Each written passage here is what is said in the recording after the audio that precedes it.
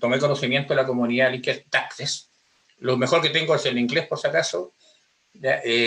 Cuando tomé conocimiento de esta comunidad y empecé como a seguirlos, me di cuenta que de su objetivo, ¿cierto? De cómo iban promoviendo determinadas actividades de información tributaria, ¿ya? Y yo, como soy una persona que lleva su tiempo en este tema tributario, ¿ya? Me sentí obligado, comprometido, por honor, por orgullo, por lo que fuere, ¿cierto? De querer aportar mi visión de algunas cosas, ¿ya? Especialmente sobre un tema, y tal como lo comentábamos antes de partir la exposición, decidí hacerlo sobre un tema bien complejo, ¿ya? Bien complejo o simple, porque las cosas, yo siempre digo, en mis clases siempre yo digo, explico temas complejos, y cuando las explico a veces las personas quedan con la sensación de que yo lo sabía. Entonces lo único que hizo el relator fue darle ciertos tips para integrar un conocimiento tributario previo. Ya somos todas personas que llevamos su tiempo en este tema. Por lo tanto, el tema es integrar algunos conceptos que hemos escuchado durante toda nuestra trayectoria profesional. Entonces, siempre a mí me queda la sensación de que cuando yo les digo, esto es así, la persona queda con la sensación, pero si lo sabía, ¿por qué no me di cuenta antes? Quizás nuestro objetivo como relator, como capacitador, siempre ha sido el mismo, ya tratar de que las personas adquieran una manera de pensar, ¿cierto?, respecto a este tema tributario que es tan entretenido. ¿Ya? Otra cosa que también yo les puedo compartir, que si a uno no le gusta la tributaria, no esté en la tributaria, porque este tema a uno le tiene que gustar, si no, no está. ¿Ya? Y así que eso, o sea, en el fondo quise aportar mi grano de arena en este tema, ¿ya? En esta comunidad, en beneficio, ¿cierto?, de los que participan, y también de los exponentes. O sea, en el fondo yo también tengo un beneficio que tiene que ver con uno cuando prepara una relación, cuando prepara cualquier actividad que tiene que ver con entregar un conocimiento. Uno tiene que prepararlo y eso uno va aprendiendo cosas, ¿ya? También, así que es un beneficio en conjunto. Y justamente yo soy gerente tributario de Ares Bustamante Consultores, una empresa que tiene su tiempo, ¿cierto? Soy contador auditor y magíster en planificación y dirección tributaria. O sea, esos son mis roles, ¿cierto?, en mi tiempo. También fui fiscalizador de impuestos internos, por allá por el año 89, ¿ya? Yo ingresé al servicio el año 82 y salí el 89, ¿ya? Y después me dediqué al área privada, ¿cierto?, consultor tributario en un libro blanco en su tiempo, donde las circulares no se publicaban en la página web, sino que se publicaban a través de papel. ¿Ya? Entonces, de ese tiempo, o sea, ya van casi 40 años de mundo tributario desde distintas miradas. Ya, dejo esta lámina, ¿cierto?, también para felicitar a los organizadores de esta comunidad, porque es un tema muy relevante poner ciertos conocimientos al alcance de todos. Eso es muy importante. ¿Ya? Vamos a lo primero. Lo primero que tenemos que tener, me gusta ser presente, cuando uno coloca, digamos, en un mismo nivel y le coloca cierto como título a la capacitación, renta líquida versus capital popular tributario, lo que teníamos que darnos cuenta es que no son elementos controversiales, no es una cosa o la otra, sino que tanto la renta líquida disponible, que en un esquema bastante simple, se determina a partir de los ingresos brutos, le dejamos el costo directo, dejamos los gastos necesarios, ¿cierto?, con las modificaciones que tuvo recién la ley. Hay ciertos ajustes por corrección monetaria, hay ciertos agregados de deducciones, hay un beneficio por disminuir la renta líquida porque yo mantengo parte, ¿cierto?, del resultado invertido en todo el negocio, y eso es la renta líquida disponible. Entonces ahí tenemos los artículos 29 al 33, ¿cierto?, donde la rebaja está en el artículo 14, ¿cierto? El artículo 14 es, ¿cierto?, tal como se le ha llamado en varias reformas tributarias anteriores, así como 3 leyes de reforma, la 20.780, la 20.899 y ahora la 21.210, el artículo 14 es el corazón de la reforma, o es el corazón del régimen tributario. ¿Ya? Entonces, ¿qué anda haciendo esta rebaja de la renta líquida en el artículo 14, en mi forma de aprender las cosas, podría no estar ahí. Antes estaba en un lugar peor. Ya antes, hasta el año pasado estaba en el 14 ter y no tenía derecho a rebajar este beneficio, los que estaban en el 14 ter. Entonces estaba ubicado en un peor lugar. ¿Okay? Y esa es la renta líquida disponible. Y por otra parte, tenemos como contrapartida, como otra visión de lo mismo, el capital propio tributario. La ley, ¿cierto? La ley 20.210 goza una definición de capital propio tributario, ¿cierto? Que si uno la revisa y la lee, ¿cierto? No dice mucho. Yo siempre pensé que cuando nació el capital propio tributario como elemento determinante de la renta de impuestos, que el legislador, de alguna manera, iba a determinar o establecer el costo de los distintos activos que están en una empresa. Como norma, no como norma aislada como la tenemos hoy día. Hoy día uno va al 41.8, estará la corrección monetaria de las acciones, pero después te lleva al 17.8 donde está el costo. Lo mismo pasa con los derechos sociales, pero ¿en qué parte está definido dentro de la ley cuál es el costo tributario del activo fijo? ¿Ya? Está definido el artículo 30, el costo directo de las materias primas o de las mercaderías, pero no el costo del activo fijo desde el punto de vista tributario. No está. Para saber eso uno tiene que leer circulares, ¿cierto?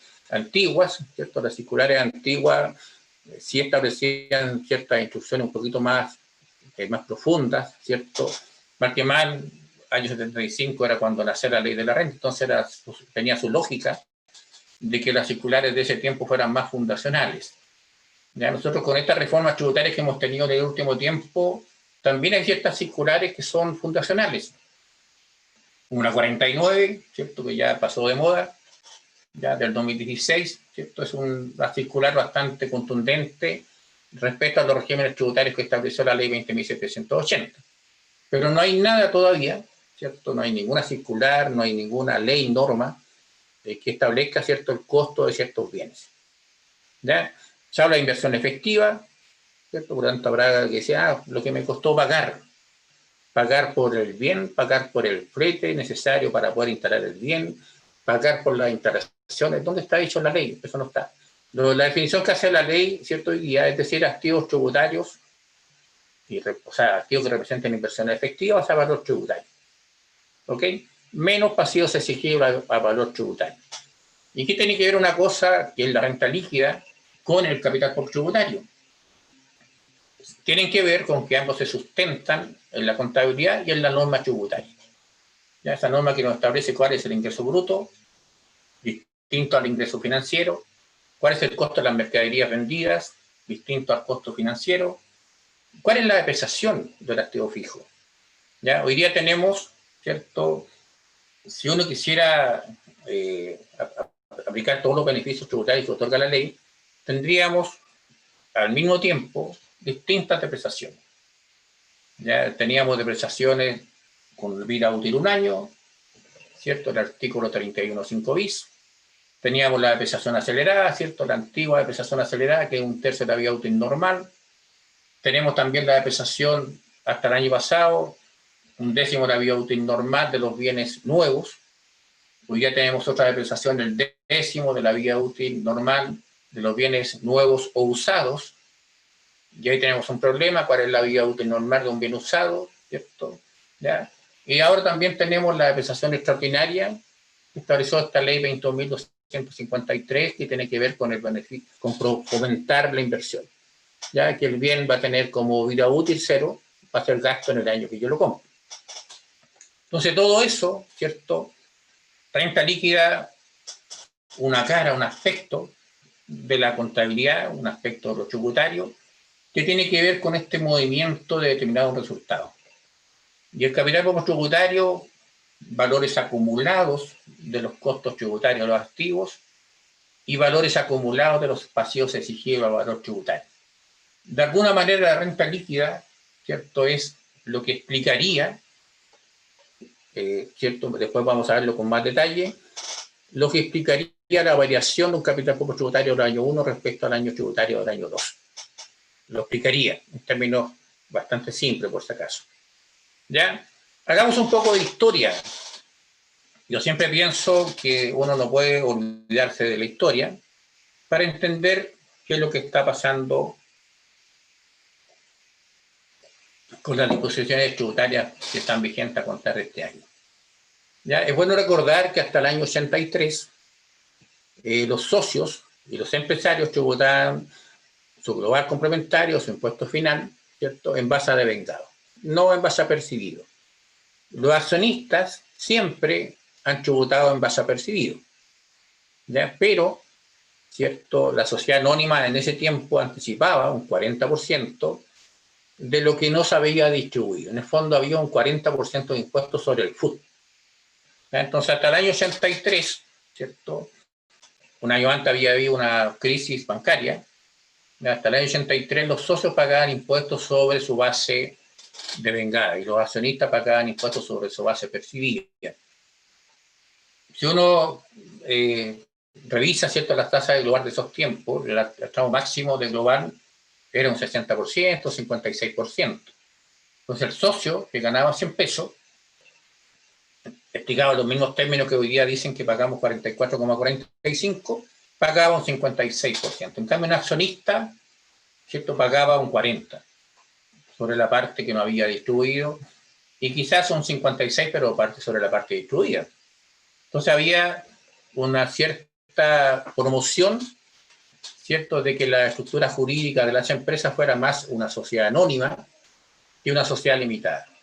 Ya en ese tiempo existían estas decisiones que son de los contribuyentes, tomadas dentro del marco de la ley, ¿cierto?, para establecer una carga tributaria que permitiera la ley, no evadir. ¿Ya? Entonces eso fue hasta el año 83. El año 84, ¿cierto?, ley 18.293, nace el FUT. ¿Ya? Nace el FUT, ¿cierto?, o nace un régimen tributario de diferimiento de impuestos finales, donde las utilidades que no hayan sido retiradas quedan formando parte de un fondo que se le llamaba Fondo de Utilidades Tributables. ¿Okay? Normalmente era la rentabilidad disponible de los contribuyentes que no había sido retirada, normalmente.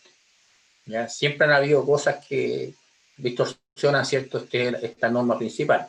Entonces, del año 84 hasta el año 2016, tanto los empresarios, los socios y los accionistas tributaban en base a percibido. ¿Ok? Pero, por ahí por el año 2007, nació un régimen tributario 14 TER, ¿cierto?, que antes era todo del TER, después pasó de hacer la letra A, ¿cierto?, del TER, ¿ya? Que este TER nació el año 2007. En ese régimen tributario, la base imponible de primera y de global era ingreso menos egreso. ¿Ya? Y empezamos a tomar conocimiento de que los activos fijos no valían 100 pesos menos la depreciación, sino que valían lo que yo pagaba por el activo fijo. Y esos contribuyentes de ese régimen, que era para contribuyentes que no tuvieran una venta superior a 5.000 UTMs, más o menos 10.000 UFs, redondeando de forma bien bruta, ya tributaban en base atribuido. También había nuestro régimen tributario, el 14 bis, también 5.000 UTM y pagaban impuestos solo cuando retiraban. El 14 Quater, que había una cuota que no pagaba impuestos porque se mantenía invertida dentro del negocio. Entonces habían distintos regímenes tributarios. O sea, nosotros tuvimos que convivir durante mucho tiempo, más o menos 32 años, con distintos regímenes tributarios. ¿Ya? Sumémosle las rentas presuntas, sumémosle a aquellos contribuyentes que son autorizados para llevar contabilidad simplificada, sumémosle a aquel contribuyente que arrendaba un predio agrícola y que tributaba según contrato. ¿Ya? Entonces habían varios regímenes tributarios conviviendo, ¿ya?, para el empresario quizás era su régimen. Para el que tenía que gestar el cumplimiento tributario, teníamos que aprender todos estos regímenes tributarios. ¿Ya? El tiempo del FUT no es que haya sido simple. El tiempo del FUT ya, nace de una manera, ¿cierto?, establece un diferimiento de los impuestos y después vamos colocándole normas de control. Nacen los excesos retiros, nace el FUT de vengado, ¿ya? El PPUA, ¿cierto?, nace un poco después, en el año 64, era lógico, ¿cierto?, que si teníamos un sistema integrado, que las pérdidas tributarias que absorbían las utilidades, ni siquiera por normas tributarias, ya la pérdida tributaria consume utilidades. Por eso es extraño hoy día que se elimine, ya extraño en ese punto, pero normal, ¿cierto?, si lo que queremos es recaudar. Entonces, teníamos distintos regímenes tributarios, ¿cierto? Hasta esa fecha, ¿cierto?, hasta el año 2016 teníamos eso.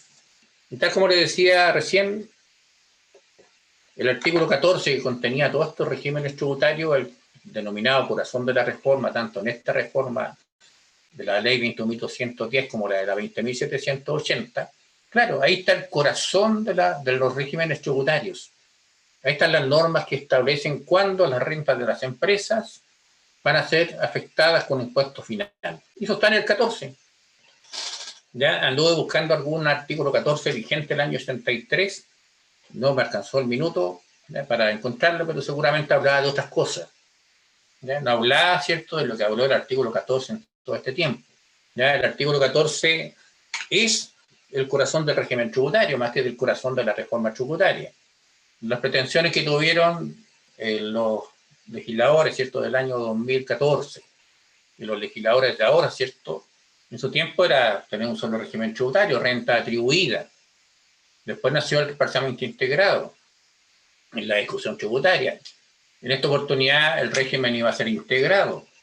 Todas las empresas iban a tener un impuesto que iba a ser recuperado en un 100%. Después cambió y pasó a ser integrado, recuperarse en parte. ¿Ya? Las reformas tributarias tienen su tema, digamos, en la tramitación en el Congreso. Entonces, pero sí está bien llamado, no el corazón de la reforma, sino que el corazón del régimen tributario. Y siempre, a contar del año 84, el artículo 14 es el corazón del régimen tributario de diferimiento de impuestos. ¿Ya? En la ley se incorporó la forma de hacer el FUT, no cuando nació el artículo del régimen tributario. Después se incorporó una definición de FUT dentro de la ley. Antes estaba en circular, en resoluciones, no estaba en la ley. Después se incorporó, lo mismo que el famoso FUR. Antes no estaba en la ley, estaba en la resolución, en las circulares, pero no estaba en la ley. Ahora, cuando se iba a acabar, se incorpora. Entonces, siempre la norma tributaria ha tenido su tema, su historia. El año 2017 y hasta el año 2019, ¿ya? La ley 20.780, modificada antes de entrar en la aplicación, ¿cierto?, por la ley 20.899, crea, ¿cierto?, mantiene el sistema de diferimiento de impuestos respecto a un régimen tributario en particular, que es el régimen semi-integrado, 14 letra B, y habían dos regímenes tributarios, uno sujeto o amparado en una contabilidad completa, como era el 14A, y el 14 ter, letra A, que había adquirido letra, el 14 ter, el régimen tributario, que ambos tributaban en base a una renta devengada o atribuida. ¿Ya? Eso, tributar por la renta devengada o tributar por la renta atribuida, si consideramos cierto tamaño de empresas, no es malo por sí. O sea, de partida, los números de la época indicaban que más o menos más del 80% de las empresas en Chile se habían acogido al régimen de renta atribuida o 14 ter. El 14 ter tenía sus pecados, ¿cierto? Pero más que tributarios tenía pecados de tipo comportamiento bancario. Por ejemplo, 234 UTA era un número, ¿cierto?, que uno tenía que haber conocido en su tiempo para saber que 234 UTA en cuanto a global complementario la tasa efectiva era un 25%. ¿Ya? Por lo tanto, como la empresa pagaba 25, ¿qué importaba, ¿cierto?, que me atribuyeran a cada socio 234 UTA si mi tasa era 25? Yo no tenía que pagar impuestos de mi bolsillo. Lo pagaba con el bolsillo de la empresa, no con mi bolsillo. Entonces no era tan malo, ¿cierto?, el régimen 14 de renta atribuida. Ahora, si uno era un contribuyente que la renta por socio era mayor que 234 UTA, bueno, o es porque quiero resolver mi tema tributario hoy día y no dejarlo pendiente, ¿ya? Ahora, eso era así respecto a la renta obtenida a contar del año 2017. Todas las rentas que estaban acumuladas hasta el 2016 en el sistema FUT, sea, seguían sujetas a tributación en base a retiros. ¿Ya? Entonces ahí nacen los registros tributarios. Ahora, a contar de este año, los socios mantienen la tributación en base a percibido. Pero hay un régimen tributario que es para la PYME, 75.000 UF y con cierta limitación en los ingresos, que se le denomina régimen de transparencia tributaria. ¿Por qué? Porque en ese régimen los empresarios tributan sin que la empresa haya pagado impuestos. O sea, en sentido normal, esa renta afecta global, no tiene derecho a crédito, pero paga global complementario. ¿Ya? Entonces ahí tenemos, ¿cierto?, una línea de tiempo que nos muestra cómo ha sido el comportamiento de la tributación de los propietarios de la empresa a lo largo de todo este tiempo.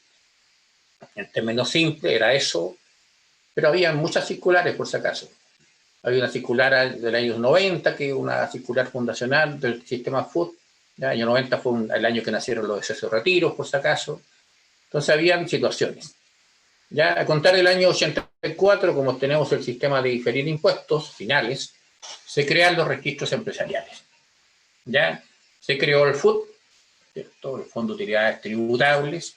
Ya había un librito que se llama Renta Líquida Disponible y Fondo de Utilidades Tributables. Ya el año 2001 nace el FUF, que es una norma de control. ¿Ya? Lo que hace la ley, ¿cierto?, en ese caso es separar un poco la base de tributación de la empresa. ¿Ya? O sea, la empresa por la depreciación acelerada no paga impuestos, pero si el socio la retira, sí tiene que pagar impuestos. ¿Ya? Entonces era una norma de control. Ya nació con un objetivo bien explícito, que si usted rebajaba la renta líquida con la depreciación acelerada, su FUT iba a ser menor, y si usted hacía retiros, esos retiros no iban a tributar, iban a quedar como exceso de retiros o se iban a ir al FUT.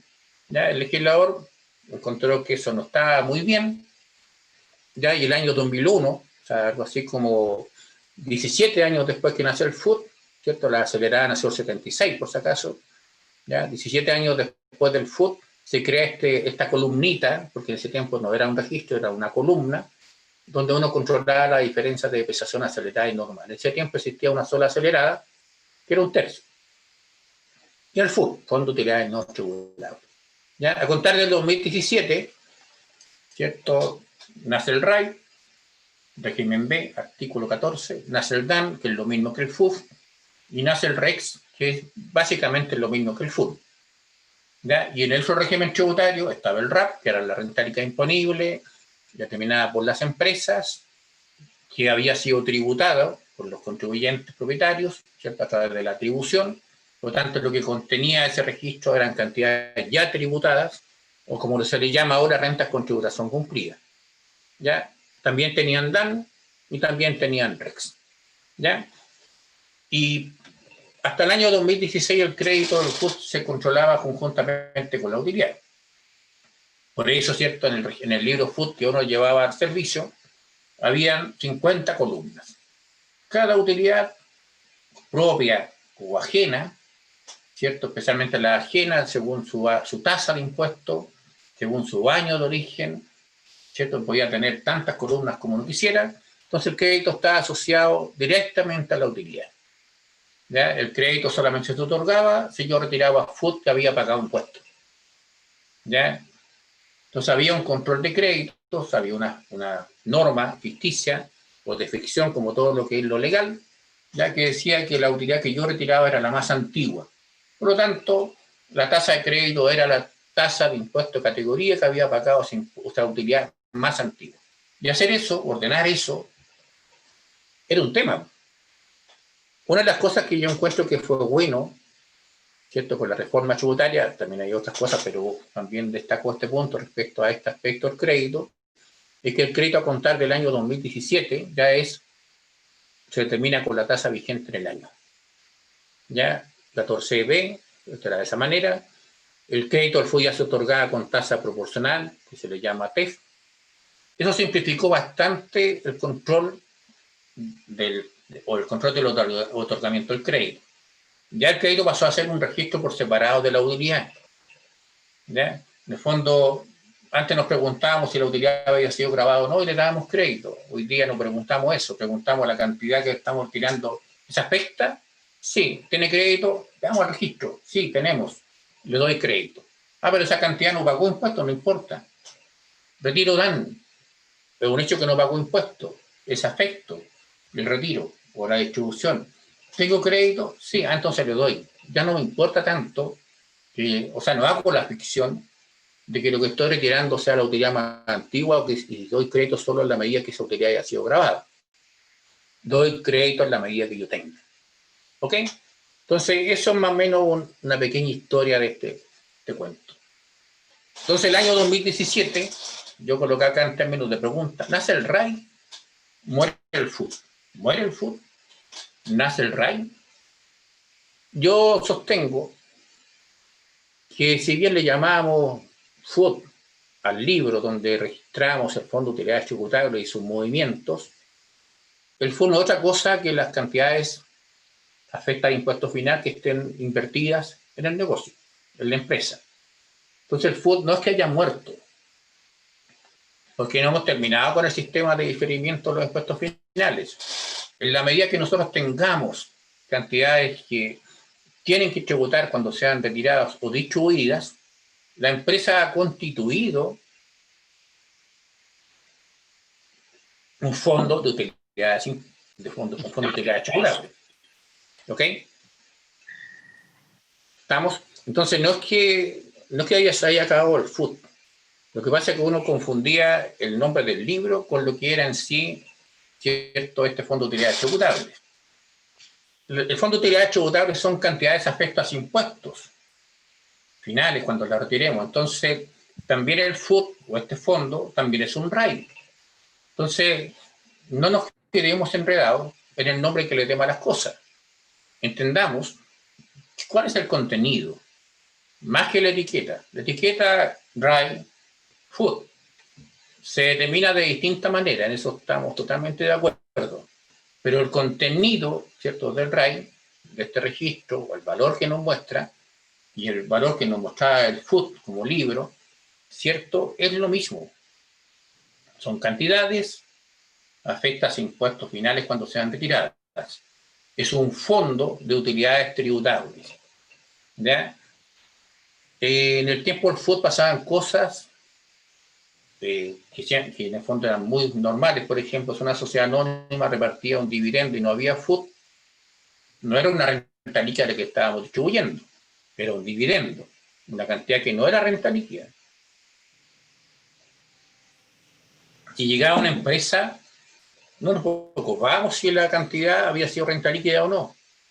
¿Es una cantidad afecta a impuesto final? Sí, entonces le integramos al FUT. Entonces, no todo el FUT correspondía a renta líquida imponible. No todo el RAI va a corresponder, especialmente la empresa que ya tiene en su pasado, a renta líquida imponible que algún día determinamos. Es así, o sea, pero pasaba también antes y también pasa ahora. ¿Ok? Ahora, si tenemos un RAI, una manera de determinar estas cantidades afectas a impuesto final, o teníamos el FUT, ¿cierto?, este Fondo de Utilidades Tributables. Si yo aplico la fórmula del FUT y aplico la fórmula del RAI, la pregunta que yo me hago acá, ¿deberíamos determinar el mismo valor con cualquiera de las dos fórmulas? Y la respuesta está más adelante, ¿ya?, por si acaso. ¿Ya? Pero es una pregunta que nosotros tenemos que hacernos. ¿Ya? Yo siempre digo que para que uno estudie tributaria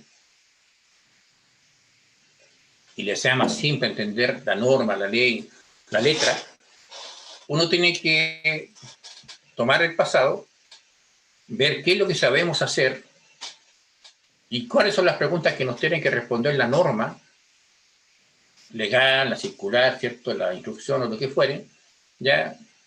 ¿Cuál es la pregunta que nos tiene que responder la norma? ¿Ya? Para mí es mucho más fácil, ¿cierto?, estudiar las normas tributarias, las modificaciones legales, y yo me planteo las preguntas antes.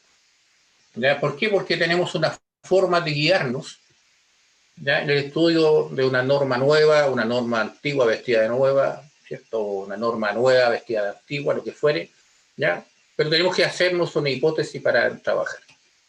¿Ok? Y veremos lo siguiente. El FUT, básicamente era remanente del año anterior, más la renta líquida disponible, si era positivo, menos la pérdida, acá la pusimos solo en positivo, más las cantidades percibidas a efectos de impuestos finales, menos retiros y menos gastos rechazados no afecta al artículo 21.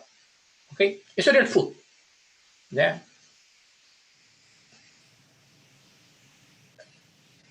Eso era el FUT en cuanto a fondos de utilidades tributables. Se ve simple porque para el lado no tenemos las sábanas que representaban, ¿cierto?, que las rentas líquidas disponibles están en la columna del año 2001, que las cantidades percibidas eran percibidas del año 2001, pero tenían distintas columnas. ¿Ya? Acá lo importante es entender este concepto. El FUT era eso, remanente del año pasado, más la renta líquida del ejercicio, más las cantidades percibidas a efectos de impuesto final, menos los retiros imputados a este FUT y menos los gastos rechazados no afectos al artículo 21. Y el RAI, ¿cierto? La fórmula del RAI es el capital propio tributario que determinemos, activos menos pasivos, menos el capital efectivamente enterado o reajustado, ¿cierto? Y ahí la frase importante es efectivamente, ¿ya? Y después menos la renta decente y cantidades no constitutivas de renta, ¿ya? Si uno mira la cantidad de palabras que usamos para establecer qué es lo que es el FUT y la cantidad de palabras que usamos para calcular el RAI o establecer el RAI, parece que el RAI es más simple, ¿ya? Lo otro era complejo, 40 columnas, 50 columnas, ¿ya? Que el retiro imputa FUT antiguo y el gasto rechazado, ¿qué imputaba? La utilidad del año. La utilidad del año que formaba parte de ese gasto rechazado. Si el gasto era provisionado o no. O sea, tenía sus complejidades. La vida no era tan simple, ¿ya? Y el RAI, que pareciera que fuera más simple, el gran tema del RAI es determinar correctamente el capital efectivamente enterado para poder reajustarlo, ¿ya? Yo creo que cuando llegó el año tributario 2017, tuvimos que llenar el código 1023, ya ahí nos enteramos de que habían diferencias positivas, negativas, ¿cierto? Ahí nos enteramos también, porque la obligación de informar el capital enterado no es que haya nacido ahora, no es que nació con la reforma tributaria. ¿Cuándo nació? Nació por allá por el año tributario 2009, donde nos preguntaron, ¿cierto?, en el código 844, el capital enterado reajustado. ¿Ya? Imagínense, el año 2009 ya nos estaban preguntando por el capital enterado reajustado, ¿cierto? El capital enterado efectivamente reajustado, ¿ya? Lo que pasa es que como nosotros somos astutos, audaces, veíamos que no tenía ningún sentido que nos preguntaran eso, que no lo fiscalizaba nadie nos preguntaba, oye, ¿está bien, está mal? Uno que notaba, uno incluyéndome yo, ¿cierto? El capital social, 1 millón de pesos. Ya no me preocupaba si había sido enterado efectivamente o si era producto de una capitalización de utilidades, ¿cierto? Decía 1 millón de pesos, colocaba 1 millón de pesos. El año tributario 2017 ese dato fue un dato muy importante, porque ya no era tan simple decir, yo tengo enterado capital por 10 millones, porque así dice la escritura, que es un capital de 7 millones, ¿ya? O dice así el balance, ¿cierto?, que dice que son 10 millones, ¿ya? No, pues ahí tenemos que preocuparnos de calcular exactamente cuánto era el capital enterado, efectivamente, y además reajustado.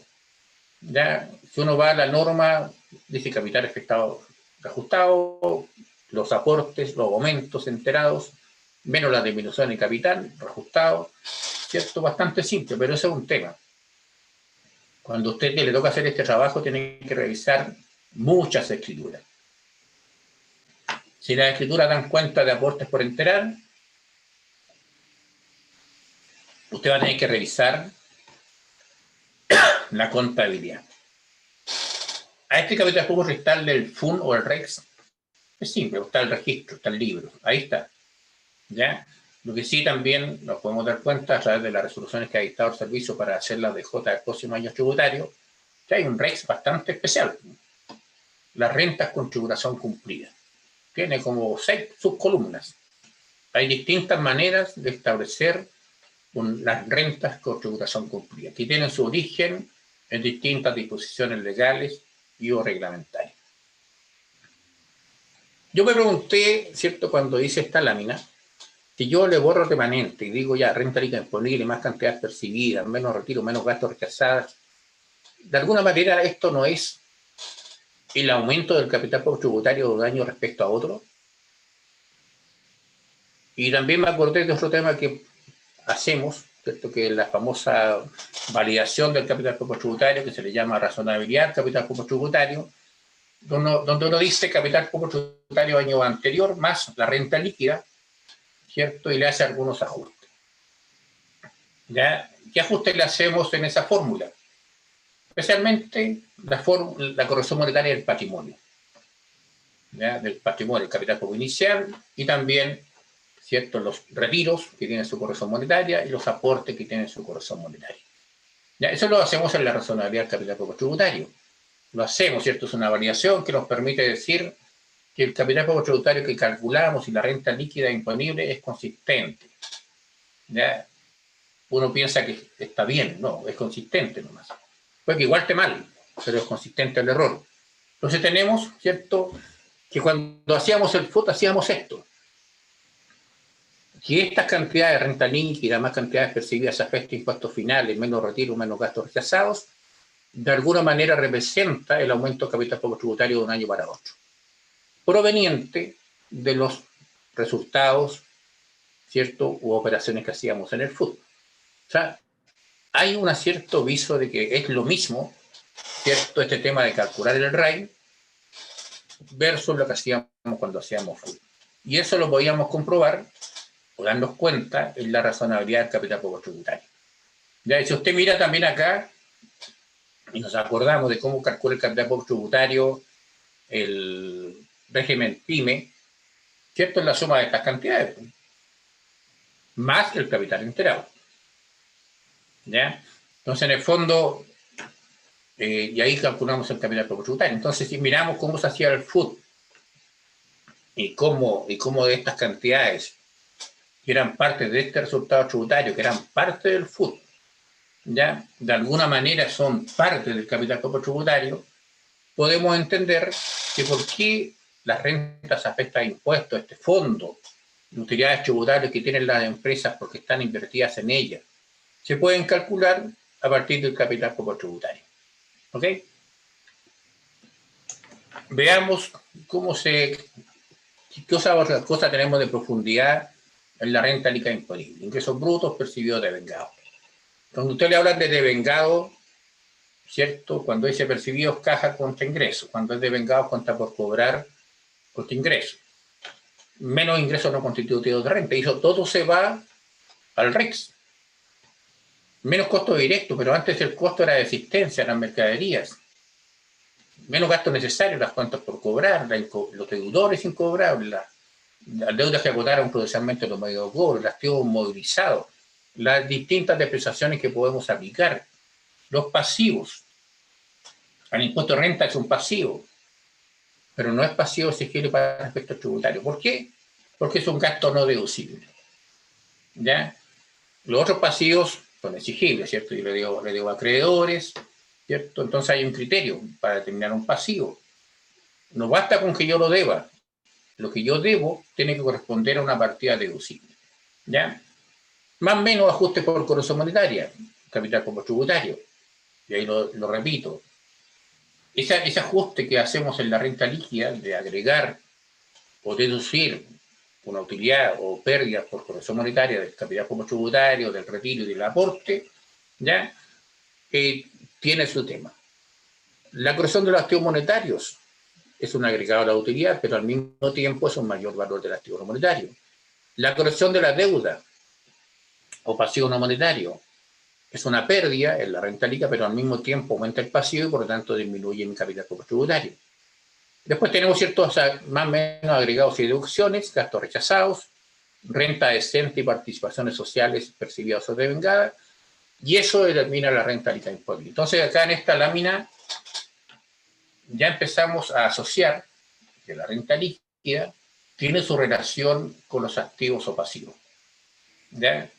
Cuando uno ajusta el valor de un activo, lo ajusta tanto para el capital como tributario como lo ajusta para la renta líquida disponible. La diferencia es que cuando uno ajusta para el capital como tributario, ajusta un valor acumulado. Cuando lo ajusta en la renta líquida, hace el ajuste respecto al periodo, respecto al movimiento que tuvo esa cuenta. Lo otro es la foto. La foto a diciembre. El resultado tributario, la renta líquida, es como los resultados financieros. Explican por qué cambió el patrimonio. La renta líquida explica de alguna manera por qué cambió el capital tributario. Y eso, que antes era la forma de hacer el FUT, que hoy día calculamos el RAI a partir del capital tributario, podemos ver que existe una relación entre esas dos cantidades. Sigamos viendo este tema. Cuando uno dice resultado balance ajustado, y ahora vamos a categorizar los ajustes en la renta líquida de otra manera. Hay muchos ajustes que nosotros hacemos en la renta líquida porque son ajustes de valor del ejercicio que afectan a los activos, ¿cierto? Especialmente a los activos, ¿cierto? Después está la otra parte que afecta a los pasivos. Cuando uno dice agrego la normal y resto la acelerada, estoy haciendo un ajuste de valor en un activo financiero que tiene un valor distinto al tributario. Ya cuando uno dice que el costo directo de la mercadería es el costo directo, y tienen el costo otro ítem que no son costos directos,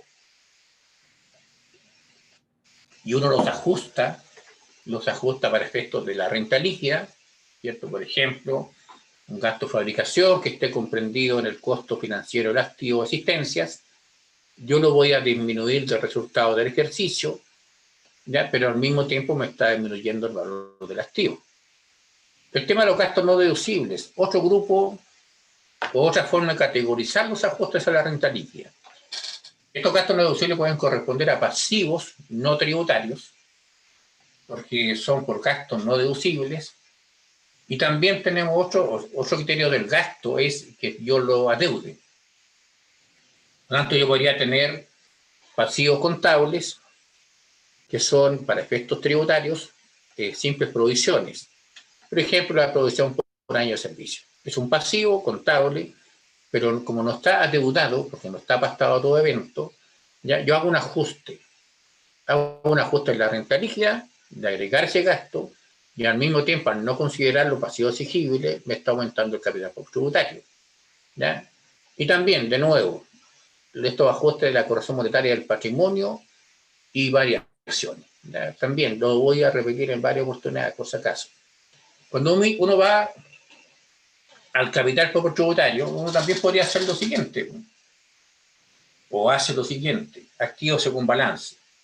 Hay una serie de partidas que uno tiene que deducir del activo porque son ajustes del valor del activo financiero. O sea, los mismos ajustes que hemos venido haciendo o que hicimos en el año en la renta líquida, también los tenemos que hacer cuando calculemos el capital tributario. En un caso es el del ejercicio, en el otro caso es el acumulado de diferencias de valor entre el activo tributario y el activo financiero. Ese es mi activo tributario. Activo según balance, más o menos ciertos ajustes de valor. Y después decimos pasivo según balance, y también ahí hay ajustes de valor. Y después decimos, ¿cuál es la definición de capital tributario? Activos a valor tributario menos pasivo a valor tributario. Capital tributario. Destaca un punto que yo creo que es más que obvio. Uno parte cuando hace la renta líquida del resultado balance. ¿Ya? Y cuando uno determina activo contable menos pasivo contable, también ese es el resultado del balance. O sea, partimos de lo mismo, de alguna manera, y hacemos ajustes. ¿Ya? Vamos un poquito más. Renta líquida, resultado según balance, valorización de activos. Y lo marqué en celeste o calipso o del color que se ve ahí, ¿cierto? Porque como dicen que los varones nos distinguimos más allá del azul, rojo y blanco quizás, ¿verdad? Puede que somos medio eliminados, Ya ese color le llamamos celeste, pero es más o menos el mismo color del otro lado, entonces es lo mismo que estamos haciendo en un informe respecto a lo que hacemos en el otro informe. ¿Ya? Y ahí tenemos, ¿cierto?, otro tema que se agrega. También podríamos categorizar los ajustes al capital propio tributario como todas aquellas cuentas patrimoniales que tengan saldo deudor. ¿Cuáles son esas cuentas patrimoniales que tengan saldo deudor? Los retiros, los aportes por enterar y las pérdidas tributarias. Esto lo estamos mirando del balance tributario de las 8 columnas. ¿Ya? El balance tributario de 8 columnas nos clasifica las cuentas en activo, pasivo, pérdida o ganancia según su saldo, no según su naturaleza. ¿Ya? Como nosotros hacemos el capital propio tributario a partir del balance tributario, nos podemos encontrar con estas cuentas patrimoniales con saldo deudor. Las categorizamos de esa manera y también esto nos permite, cuando uno tiene que calcular capital propio tributario, uno dice, ya, ahí tenés el balance. ¿O dónde parto? Total activo. ¿Y qué ajustes hago? Entonces, yo propongo, ¿cierto? O categorizamos, ¿cierto?, los ajustes. Bueno, veamos aquellas cuentas que tengan un valor distinto al tributario, que estén ahí en el balance financiero un valor diferente. Veamos aquellas cuentas que son patrimoniales y que tienen saldo deudor. Y esos son ajustes que vamos a hacer. Las cuentas patrimoniales no tienen nada que ver con la renta líquida. ¿Ya? No tiene que ver eso. Lo que sí hacemos ahí es hacer corrección monetaria que no tiene nada que ver con el capital propio tributario. Entonces ahí estamos como con ciertas partidas que son distintas. Sigamos, los gastos no deducibles. Y ahí separamos un poco más lo que son los pasivos. ¿Ya?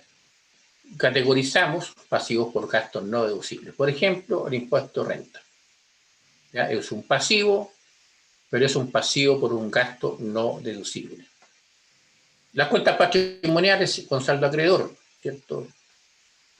También, ¿cierto? Si encontramos capital, encontramos la cuenta de razón de capital propio, encontramos ciertos resultados acumulados, son cuentas patrimoniales con saldo acreedor. Y la otra categoría que podemos encontrar son los saldos acreedores de cuentas complementarias de activos. Por ejemplo, la depreciación acumulada financiera. ¿Ya? Yo del activo resto la depreciación acelerada tributaria y en el pasivo yo resto, ¿cierto?, del pasivo, que ya es un número negativo, en el fondo lo sumo, ¿ya?, la depreciación acumulada financiera. ¿Ya? ¿Por qué? Porque en el balance tributario esa cuenta está en el pasivo. ¿Ya? Entonces hacemos ese ajuste. Pero si miramos acá, hay elementos que son comunes en la determinación del resultado tributario con aquellos que hacemos o con aquellos ajustes que hacemos en el capital propio tributario. Unos son los del ejercicio, los otros son los acumulados. El FUT era un resultado acumulado. Y el capital propio tributario también, los valores que mostramos ahí, son valores acumulados, ¿cierto?, de distintos periodos. ¿Ya? O sea, ambas son cantidades acumuladas. El resultado nos explica la variación del patrimonio, así como la renta líquida nos explica la variación del capital propio tributario. ¿Ya? Y veamos este tema. En el fondo, cuando uno hace la renta líquida, uno dice capital propio tributario inicial, positivo, cargo a pérdida contra esta cuenta, revalorización de capital propio tributario. Si hago un aporte, hago el mismo asiento, pérdida contra la misma cuenta de revalorización de capital propio. Cuando hago un retiro, hago el asiento inverso, revalorización de capital propio tributario a corrección monetaria. ¿Ya? ¿Qué otra partida también es una disminución de capital propio? El haber provisionado un gasto no deducible, ¿cierto?, que fue agregado a la renta líquida, que fue incluido en el capital propio tributario, cuando yo hago pago de ese gasto no deducible, eso es una disminución de capital propio tributario. Y también tenemos que hacer este ajuste por la corrección monetaria. ¿Ya? A veces las empresas se olvidan que el pago de un gasto provisionado es una disminución de capital propio tributario y que tenemos que hacerle corrección monetaria. Estos ajustes que hacemos por el movimiento patrimonial, como no mueve cuentas de activos o pasivos, no incide en el capital poco tributario. ¿Ya? ¿Estamos? O sea, no afecta. Entonces, ¿cómo va a ser lo mismo el FUT, donde estaba incluido este valor, al RAI, donde no lo incluimos? En principio, aparentemente, ¿cierto? Pareciera que no lo incluimos. ¿Ya? ¿Qué pasa con los gastos rechazados pagados? Los no afectos se agregan a la renta líquida y no forman parte del capital poco tributario. En el tiempo del FUT, ¿cierto? En aquel tiempo que éramos felices, si nos acordamos, ¿cierto? Si nos acordamos de una etapa, una fase del FUT. Uno partía con el remanente FUT, ¿cierto? Lo depuraba, ciertos gastos rechazados que estaban provisionados, ¿cierto? Que lo rebajábamos del remanente. Pues cuando agregábamos después la renta líquida también la depurábamos. De estas partidas, que son partes de la renta líquida, pero que no son cantidades disponibles para ser retiradas. De alguna manera, ¿cierto? Lo que estábamos haciendo ahí, a ver, de este resultado tributario, ¿cuánto tenemos para retirar? Excluyamos el gasto rechazado porque esa es una partida que ya salió. Ya lo pagamos, salió de caja. Entonces uno hacía un cálculo que se le llamaba renta líquida disponible depurada. Si ustedes se dan cuenta, cuando hacíamos el FUT y hacíamos este ajuste de esa renta líquida agregada al FUT, estábamos como diciendo que lo que teníamos disponible era, ¿cierto?, la cantidad depurada y no incluyendo el gasto rechazado. Eso ya no estaba disponible. Eso pasaba con los no afectos. Y los afectos, bueno, los gastos afectos han tenido su historia también, por si acaso. Ya hasta un cierto año tenían distintos tratamientos, si era limitado, era empresa individual o si era sociedad anónima.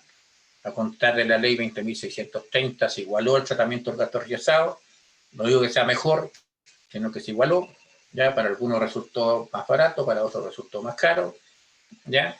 Por eso también se dice que este artículo 21A se recauda mucha cantidad de dinero, ¿cierto? Y siendo que son situaciones que son más como conductas no esperadas por parte del fisco, ¿ya? Y que el legislador sanciona, ¿cierto?, con tasa importante.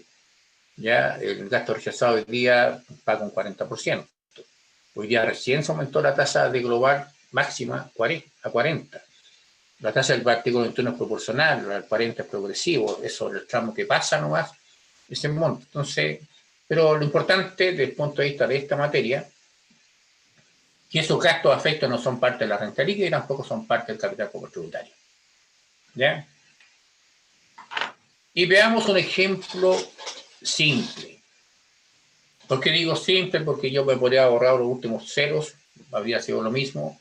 Ya acá tenemos un balance, ¿cierto? Un balance que tiene caja, activo fijo, acción artículo 107, depreciación acumulada, capital, revalorización de capital propio, retiros, ventas, mayor valor, acción artículo 107, depreciación del ejercicio, corrección monetaria en cero.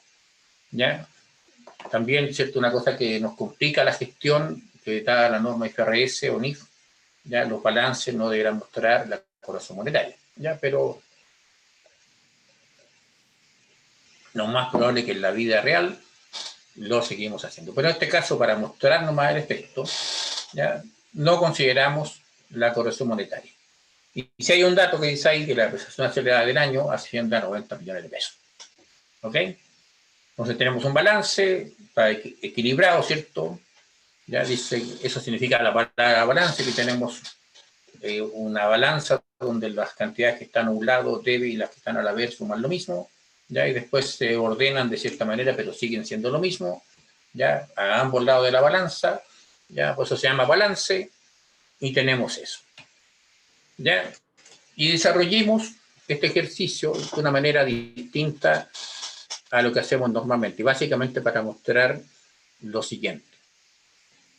Si yo digo en la primera línea total de activos que están en el balance sin considerar los retiros, los pasivos, ¿cierto?, que están en el balance pero sin considerar el patrimonio, En la columna agregado las cuentas de ganancias y en la columna de deducción en las cuentas de resultado o pérdida. Y el patrimonio.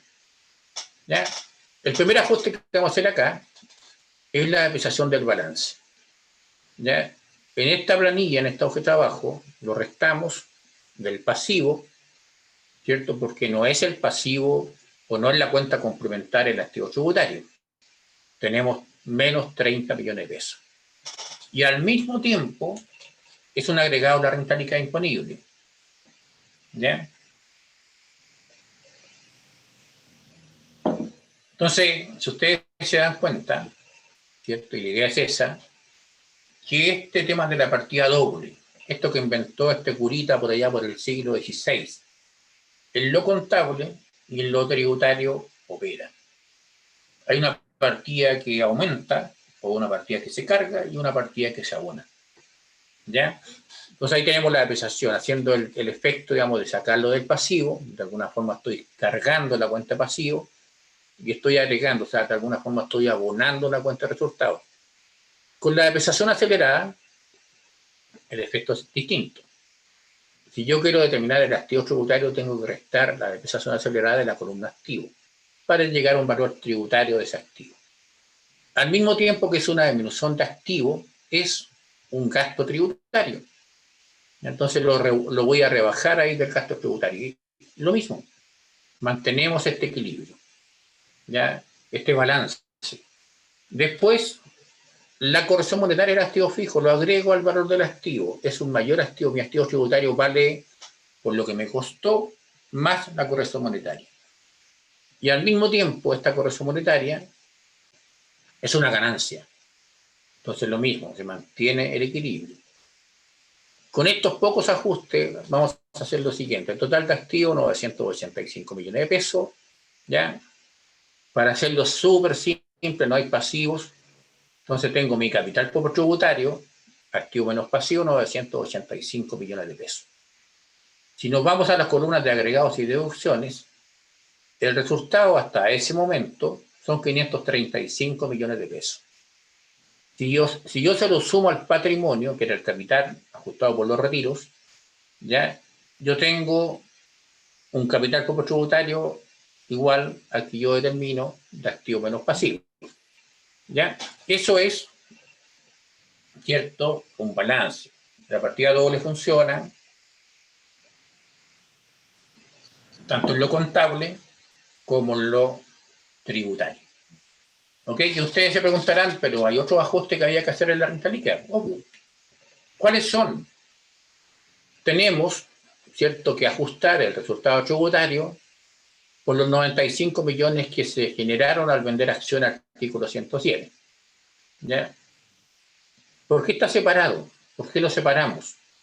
Porque yo, si bien voy a no pagar impuesto por ese ingreso, por este mayor valor, no significa que no esté en el capital público tributario. Y de ahí, ¿cierto?, se explica que por qué en la fórmula del RAI yo resto el REX.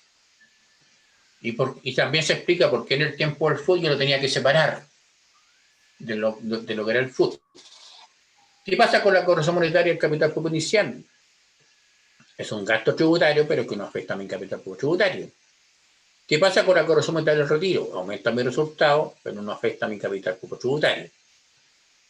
Sumando, ¿cierto?, a este subtotal que sí afecta al capital público tributario, estos otros ajustes, llegamos a determinar una renta líquida de 383 millones de pesos. ¿Ok? ¿Qué es lo que tenemos que probar acá? Primero veamos este cuadrito. Está la renta líquida y está el capital público tributario. Y hay una flechita que ojalá se alcancen a ver, donde relaciono los ajustes que hago en la renta líquida, donde, por ejemplo, agrego la depreciación normal y lo excluyo del pasivo. Donde yo excluyo del activo la depreciación acelerada y lo deduzco de la renta líquida, pero al mismo tiempo lo deduzco del activo. La corrección monetaria del retiro no tiene efecto en el capital público tributario. Va a ser distinto el FUT que el RAI, nos responderemos rápidamente.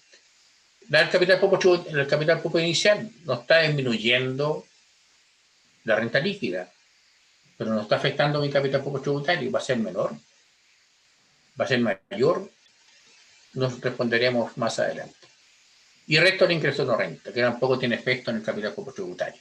Pagamos impuestos sobre 383 y mi capital poco tributario, ¿cierto? De esta manera determina los mismos 985 millones de pesos que terminamos recién. ¿Ok?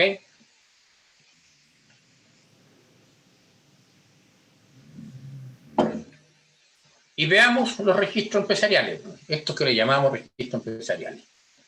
Si hubiéramos estado en el tiempo del FUT, ¿cierto? Cuando teníamos estas columnitas, control, el FUT bruto, el impuesto, el FUT neto, el incremento, el crédito, el DAN, que no se llamaba DAN, se llamaba FUF, y el FUN, ¿cierto? Teníamos eso. Ya nosotros teníamos un FUT bruto, que en este año era la renta líquida disponible, el impuesto eran 103, y con eso neteábamos el FUT. ¿Ya? Separábamos el DAN y separábamos el FUN y teníamos que repetir la columna impuesto, la columna incremento y la columna crédito, que a veces no era lo mismo, dado que los factores no eran exactos, pero ese tema no es tan relevante. Veamos, ¿cierto?, qué es lo que nos ocurre a nivel de FUT. Restamos los retiros, ¿ya? Pero los retiros no los restamos en forma nominal. ¿Cómo los restamos del FUT? Reajustados. ¿Ya? De alguna manera, ¿cierto?, esos 8 millones que eran parte de la renta líquida imponible, que no afectaban el capital tributario, lo estamos descontando acá. Si uno separara el FUT bruto y dejáramos a un lado el efecto de la corrección monetaria, del retiro, habríamos dicho que la corrección monetaria del retiro eran 8 millones de pesos, ¿ya? Que fue lo que calculamos acá por si acaso. ¿Ya?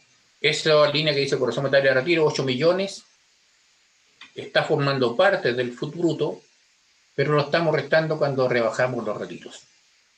¿Ya? Y determinamos un remanente. ¿Ya? Que si nosotros tenemos como FUT bruto 175, el impuesto son 103 porque no lo habíamos pagado, y tenemos un FUT neto de 71 millones de pesos. El incremento y crédito que nos queda, ¿cierto?, para los futuros retiros, o no hubiese quedado en su tiempo. ¿Y qué pasa en el tiempo del RAI? Calculamos un RAI de 383 millones de pesos. ¿Ya? En la lámina siguiente está la explicación de ese cálculo de RAI. Y ese RAI, ¿cierto?, es el saldo para imputar retiros.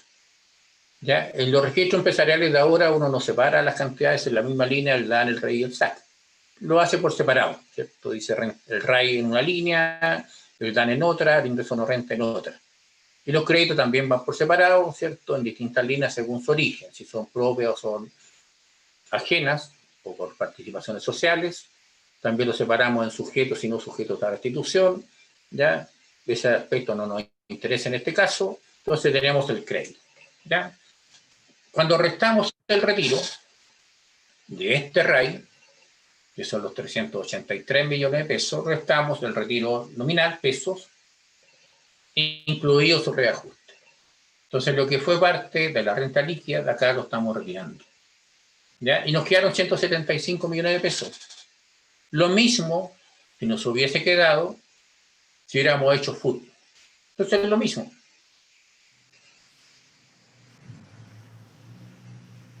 ¿Ok? Es lo mismo. Veamos el cálculo del RAI. Dice capital como tributario más los retiros reajustados, ¿cierto? ¿Ya? Esa es la fórmula que tenemos que aplicar ahora. Si hubiera sido un régimen B, habría sido contra saldo inicial, pero si hubiera sido el primer ejercicio, habría sido lo mismo. ¿Ya? En el fondo, ahí la corrección monetaria que se muestra en los registros empresariales se da como en distintos pasos, se mostraba. Hoy día no, ¿cierto? Yo digo capital como tributario menos el retiro reajustado. ¿Ya? De alguna forma ese retiro está formando parte del RAI para imputarlo posteriormente.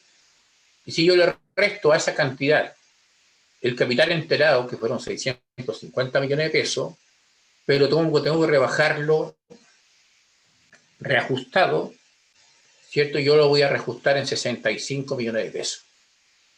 Esto que estaba como pérdida en la renta líquida, lo estamos restando acá del capital poco tributario. ¿Para qué? Para que no sea parte del RAI. O sea, no es parte del RAI tanto el capital en plata que aportamos como el reajuste de ese capital. ¿Ya? Y también restamos el RAI, que para estos efectos no tiene ninguna importancia, ¿ya? Y llegamos a un RAI de 383 millones de pesos. Entonces, de alguna manera, esos ajustes que hicimos en la renta líquida, ya sea por la corrección monetaria del capital poco inicial, también hubiéramos tenido que aplicar una corrección monetaria si hubiéramos hecho aporte dentro del año, y la corrección de los retiros, se van ajustando ¿ya? En dos etapas. Cuando calculamos el RAI, ¿cierto? Ahí lo agregamos reajustado, ¿ya? Para que sea parte del RAI, ¿ya? Y acá también ya vamos a considerar en este cálculo la pérdida que nos genera la corrección monetaria del capital poco tributario inicial, ¿ya? En la corrección del retiro lo ajustamos acá en el registro empresarial. Así como lo hacíamos en el tiempo del FUT, también lo hacemos ahora, ¿ya? Vamos, entonces, si nosotros miramos cómo hacíamos el FUT y cómo hacemos el RAI, llegamos al mismo valor, ¿ya? Uno podría sacar como conclusión entonces que para qué lo cambiaron si era lo mismo. Bueno, hay muchas razones. ¿Ya? El capital poco tributario, como es el valor que determinamos en el último año tributario, nunca va a prescribir. Va a ser el valor que está ahí. Lo que prescribe puede ser el cálculo de un impuesto, ¿cierto? Un año tributario terminado. Pero la determinación del capital poco tributario no prescribe. El capital integrado reajustado, ¿cierto? Es un valor. El RES que tengamos está ahí. ¿Ya? Si lo hicimos mal, bueno, habrá que jugar con eso. ¿Ya? En el fondo hay una razón de fiscalización, hay una razón también de simplicidad. Yo encuentro más simple calcular el RAI que hacer el FUT, como lo hacíamos hasta el año 2016.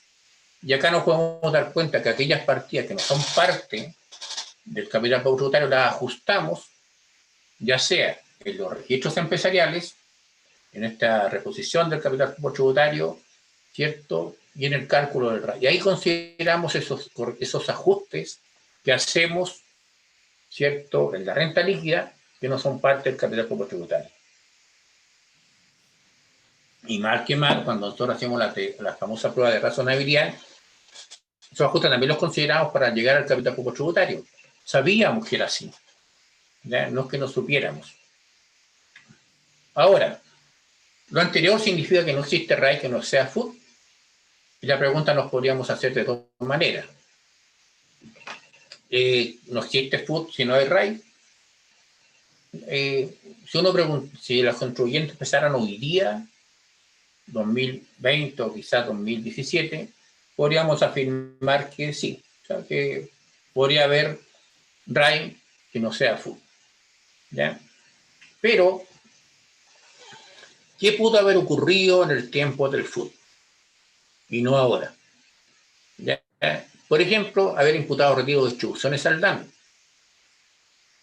El retiro siempre va a ser una disminución de capital poco tributario. ¿Ya? Si yo tenía FUT 0 y tenía un retiro, yo lo rebajaba del DAN, era una disminución de capital poco tributario, el DAN no representa un capital poco tributario, ya es un negativo, era una norma de control. Entonces, ¿qué pasaba ahí? Pasaba que yo tenía una disminución de capital poco tributario, que no lo rebajaba del FUT, porque aunque la diferencia de depreciación después lo ajustara, la renta líquida disponible cuando se agotaba la acelerada, o vendía el bien y se ajustaba la renta líquida, ese agregado al FUT no correspondía a un capital poco tributario, porque ya había sido retirado, ¿ya? Solo que se había imputado al DAN. Entonces, si eso nos pasó, eso lo hicimos, ¿cierto? Hay un FUT que no es capital poco tributario. Haber percibido requiere un exceso. O sea, yo recibí una caja que la empresa fuente me dijo, oye, esto no es FUT, no es nada, ¿ya? Y para mí es caja. Para mí es capital poco tributario. Es caja, pero no es FUT ni FUN porque no lo han calificado en la fuente. Entonces ahí hay una diferencia. Haber informado FUT de vengado, que es como el sello de la moneda, del retiro en exceso. ¿Ya? La cara es el retiro en exceso, el sello es el FUT devengado. Ocurría cuando la empresa, que era socia mía, de mi empresa, los socios de ella habían hecho retiros, que no habían habido FUT para imputar, y le pedía prestado FUT a la empresa donde participaba. Pero solo le prestaba FUT, no le prestaba capital propio tributario. Entonces, ¿qué pasaba? En la empresa de donde había venido el FUT devengado, quedaba un capital propio tributario que no era un FUT. Haber distribuido utilidades financieras, año 1, no tengo FUT, no tengo renta líquida, retiré. Disminución de capital propio tributario. Año 2, la utilidad financiera temporal se reversa y es una renta líquida, pero no corresponde a un capital propio tributario. Entonces tengo un FUT que no es capital propio tributario. Otro ejemplo, haber percibido flujo efectivo de actividades sujetas a renta presunta. Antes yo podía participar en una renta presunta y recibir utilidades, y el FUT era la renta presunta que después te rebajaba. Y la caja quedaba en la empresa. Y eso era un capital propio tributario, pero que no correspondía a un FUT. Y esas cosas pasaron, ¿cierto?, en ese tiempo. ¿Cuáles de estas cosas podrían pasar hoy día? Que yo retire DAN y no RAI. ¿Ya? Pero ¿qué tiene de diferente ahora esta misma situación? Cuando yo retiro de DAN, consumo DAN, ¿cierto? Después va a ser renta líquida disponible, pero cuando yo calcule el RAI, voy a tener un capital propio tributario menor en el retiro que yo imputar el DAN, entonces no va a quedar formando parte de un RAI. ¿Ya? Lo que sí va a ocurrir, que yo retiré DAN, y si no tenía crédito no lo di. Después yo tengo FUT, o sea, tengo renta líquida, perdón, porque reverso la depreciación normal, pago impuestos, genero crédito, pero no tengo un RAI, un capital propio tributario equivalente. Pero por lo menos el RAI es el RAI que yo tengo que determinar para imputar un retiro. ¿Ok? Entonces, todas estas cosas pudieran haber pasado y muchas más en el tiempo del FUT, que distorsionan esta afirmación de que es lo mismo calcular el RAI que calcular el FUT. ¿Ok? Bueno, eso es lo que yo tenía para exponerles hoy día. Ya, yo les agradezco, ¿cierto?, nuevamente a la comunidad Linketaxes por esta oportunidad de poder compartir estas divagaciones, estos argumentos, esta situación, ¿ya? Así que por eso, por mi parte, las agradezco y entiendo que ahora viene la metralleta, ¿cierto?, de ustedes para hacer consultas y que tenemos, ojalá que tengamos. ¿Ya? Así que por mi parte, muchas gracias y espero sus consultas, que no sé cómo se tramitarán acá. Me parece que tiene que ver acá donde dice More, si alguien me indica cómo es. Gracias, Carlos. Mire, tenemos hasta ahora solamente quedan 2 preguntas pendientes en relación con el capital propio tributario Ya. y las cuales le voy a plantear de inmediato. Y después podemos dejar abierta para que levanten la mano un par de personas y puedan preguntarnos en voz alta. ¿Ya? Ya, Una pues de me las parece. preguntas, ¿sí? Sí. Sí, adelante. Una de las preguntas dice, ¿qué sucede si existe corrección monetaria en el balance de las acciones del artículo 107? Si este monto se involucra o no en la RLI. Quizás se involucra de una forma más indirecta que directa, pero le dejo Sí. plantear la inquietud. O sea, pueden pasar cosas peores en todo caso. Sí, pues en el fondo la corrección monetaria es un ajuste, ganancia a un valor que va a ser parte de la renta líquida disponible, ¿cierto? Y por mucho que después cuando vendamos la acción, la diferencia de costo que va a estar corregido, con el precio de venta va a ser un REX. Sí tiene consecuencias. En el fondo, la corrección monetaria es un proceso integral, se supone, entonces no distingue en el tipo de activo y el tipo de renta que generan los activos. Entonces sí va a ser parte del resultado tributario. Sí, la acción acogida a este artículo va a ser parte del capital tributario. Por lo tanto, sí va a ser parte del RAI, esta corrección monetaria. Y cuando vendamos, el RAI va a ser menor. Menor que si no hubiéramos considerado la corrección monetaria. O sea, tiene una consecuencia. ¿Ya? Y eso porque la ley no distingue entre los activos que generan rentas o no generan rentas para efectos de decir que son o no son capital propio tributario. Donde sí hay una distinción es cuando se trata de una empresario individual, que dice que todos los bienes que no generan rentas no son parte del capital propio tributario, lo que en la práctica esa norma no corre, porque si usted encuentra un empresario individual que tenga acciones del artículo 107, nadie le va a decir que no sea capital propio tributario. Pero la ley lo dice y lo ha dicho siempre, ¿ya? De que los activos que no generen rentas no son parte del capital propio tributario del empresario individual, no el con responsabilidad limitada, sino que el purito, ¿ya? Pero sí, esa ganancia es parte de la renta líquida, queda formando parte del RAI, y cuando enajeno genera un REX por la diferencia del costo corregido menos el precio de venta. ¿Ok? Perfecto. Voy a leer solamente las que están acá, que son 3, ¿Ya? para que no me sigas mandando más preguntas a la sección de preguntas, porque prefiero que levanten la mano después, ¿ya? Hay alguien que pregunta aquí, ¿cómo se contabiliza el leasing en el capital propio tributario? La definición de ¿Qué activos pasa? tributarios, la ¿Perdón? definición de No, te activos están tributarios, llamando hace rato. la definición de activos tributarios son los bienes No, propios, te están llamando. ¿ya? Ya. Carlos, el micrófono. Vamos. No es el mío. Alguien tiene mi sesión abierta, pero no es mi usuario. Ay, están clonando.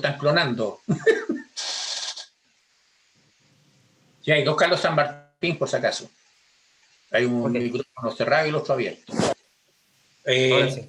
Claro, los activos leasing no son bienes propios, por lo tanto no son parte del capital propio tributario. Ya como asimismo la obligación que tenemos, este pasivo que creamos al ¿De qué era que estás durmiendo? tampoco es pasivo. Entonces se produce un efecto de netear tanto en el activo como en el pasivo. ¿De qué era que estoy durmiendo? ¿Ya? Sí, no. ¿Alguien tiene el micrófono abierto? No, sí, se fue. Nelson, ¿no lo puedes silenciar? ¿Quién? Espera, no, alguien está usando tu... Sí, pero por eso, mejor silencia a la otra persona, porque tiene que ser Cristian. A ver. Ustedes los da todos después cuando pidan la palabra, se la damos, si no, quizás que vamos a terminar escuchando. Vamos a ver acá. Ahí sí. Ahí parece que muteaste al muchacho que se le escuchaba la conversación. Ya, ahora sí. ¿Ok? Entonces, el activo leasing no es activo tributario, la obligación tampoco es pasivo, por lo tanto, de alguna forma hay que depurarlo tanto del activo como del pasivo. Lo mismo que cuando uno crea la cuenta de intereses diferidos, tampoco es activo. ¿Ya? Y después, cuando uno hace la renta líquida, claro, las cuotas que uno paga o la deuda son gastos tributarios. ¿Ya? Entonces, no sean, en el fondo ahí el FUT y el RAI sería el mismo. ¿Ok? Perfecto. Aquí nos hace alguien una pregunta que es como del tipo más práctica. Dice como que cuando se trabaja como contador independiente y reciben contabilidad que han pasado por distintos criterios de clasificación, distintos contadores, ¿cierto? Lo que lleva a tener, dice, muchas veces cuentas en el balance que son inexistentes o que están sobrevaloradas, que afectan, por cierto, el capital propio tributario. ¿Cómo ajustar o regularizar estas cuentas? La eterna pregunta. A ver, lo correcto, lo que uno debería hacer, yo pensé que esa práctica de entregar la contabilidad media era una práctica ya antigua. Yo pensé que hoy día ya era más... Se entregaba toda la contabilidad como correspondía. Pero como es así la realidad, una cosa, ¿cierto? Cuando uno hace el balance, cualquier balance, uno de alguna forma determina un inventario. ¿Ya? Entonces ya caja, ya ok, está la caja. Tengo la mercadería, ya, ¿cuál es tu inventario? 100 unidades del producto Z a 5 pesos. Tu activo fijo, tus cuentas por cobrar, tus cuentas corrientes con empresa relacionada, lo que fuere. Uno debiera practicar un inventario, ¿cierto? Como primera tarea, así que los análisis no dan respaldo a las cuentas, y determinar un valor.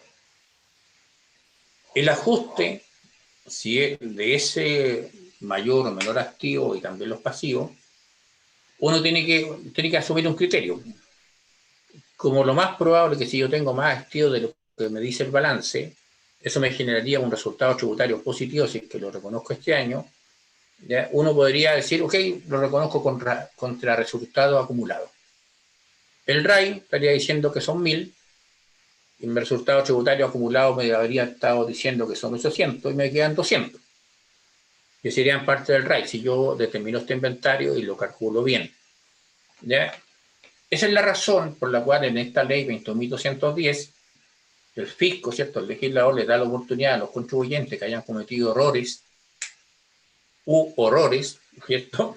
En la determinación del capital poco tributario que provengan de errores en la renta líquida de pagar un 20%, un 20%, ahí la memoria puede que me falle un poco, no sé si un 20 o un 25, creo que un 20%, sobre estas diferencias de capital poco tributario. Yo con eso, esa cantidad que yo determiné como mayor activo, va a ser parte del, en principio era parte del RAI, pero cuando yo pague este 20%, se va a entender que es una renta con tributación cumplida y va a ser parte del REX. Lo podemos resolver de esa manera.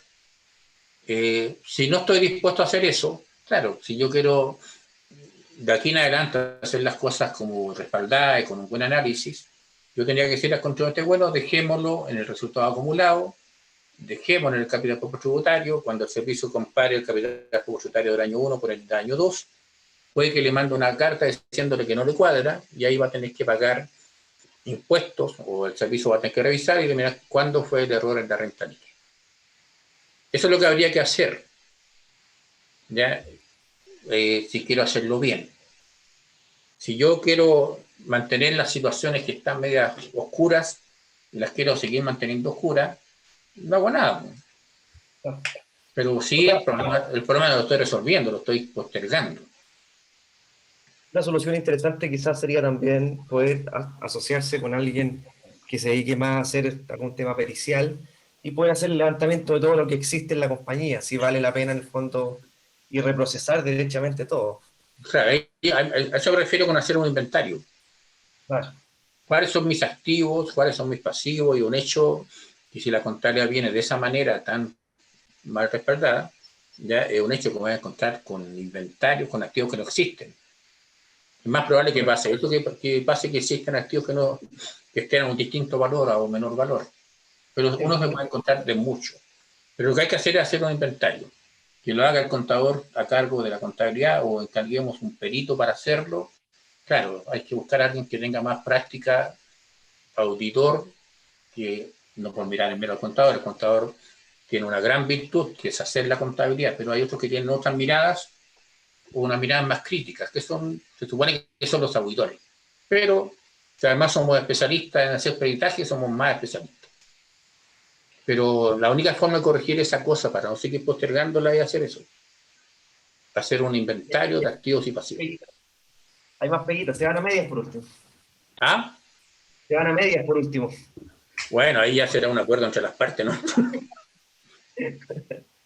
Oye, vamos a darle la palabra a Mauro Leiva. Ok, no sé si me escuchan. Sí, lo escuchamos.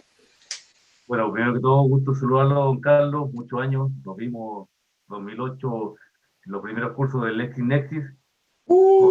Parece Sergio Urbina al lado de Alex, a ver si quizás se acuerda de mí, pero bueno.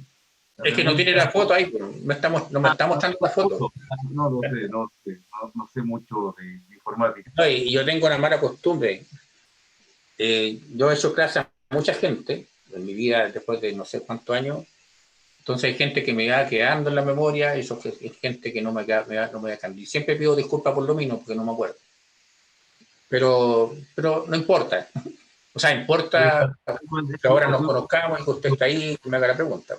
Gusto tremendo de escucharlo, una clase magistral, se lo agradezco, yo creo que toda la comunidad se lo agradece. Y bueno, la pregunta. 14D número 3, RLI, determinación. Ingresos recibidos, gastos pagados, ¿vale? Entonces nos dicen que la ley ya comienza el 1 de enero 2020. Pero Correcto. Tenemos clientes que no son pagos todos perfectos, lo sabemos, y tenemos que justificar esos gastos. Por ejemplo, contratamos a la señora, no le pagamos la remuneración porque, bueno, es la señora, pero tenemos que justificarlo. Entonces, A ver, no te digo. ¿Cuál es el problema que sea la señora? ¿Cuál es el problema tributario que sea la señora?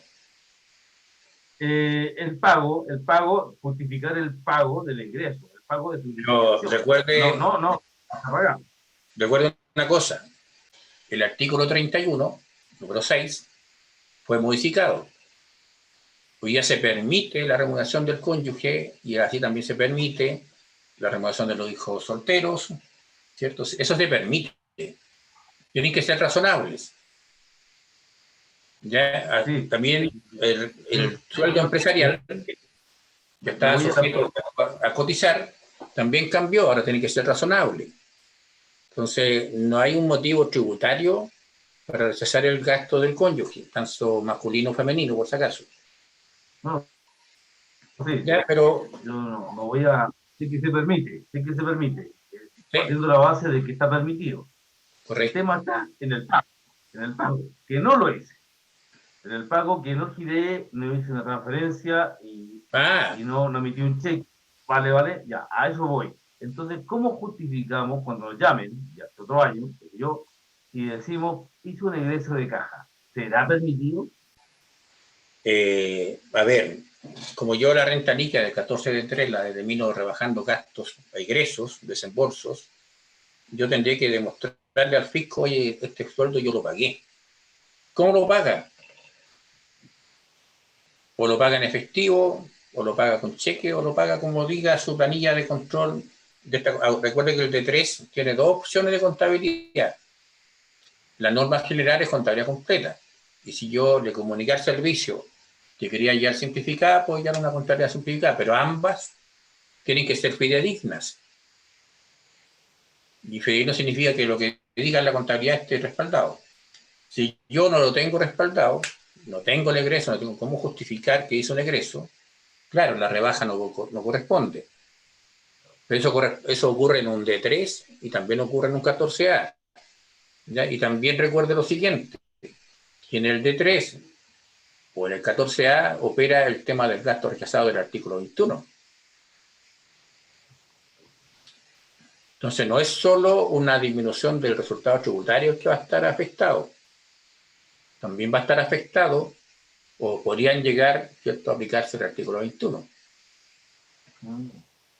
Entonces no es menor tener la justificación del gasto, el respaldo del gasto. ¿Ya? Pero ¿Ok? lo podemos respaldar con un egreso de caja, y basta. ¿Perdón? Podemos respaldar con un egreso de caja.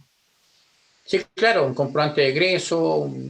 Acuerde que cuando usted hace egresos, no está obligado a hacer un documento tributario.